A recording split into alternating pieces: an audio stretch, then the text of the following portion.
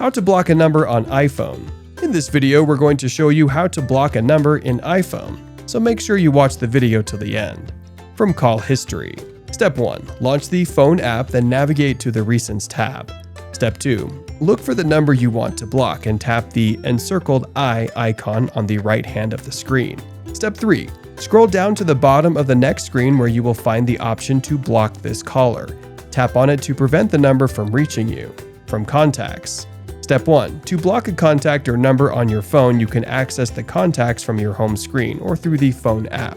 Step 2. Once you locate the contact or number, select it and then choose the option to block this caller.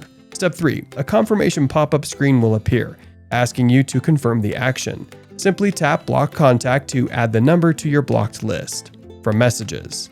Step 1. To block a sender in a conversation on your phone, first tap on the sender's information located at the top center of the conversation. Step 2. Next, select Info on the following page.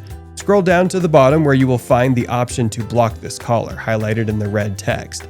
Click on it to block the number. Thank you for watching this video. We hope it helped you. Don't forget to like, subscribe, and share.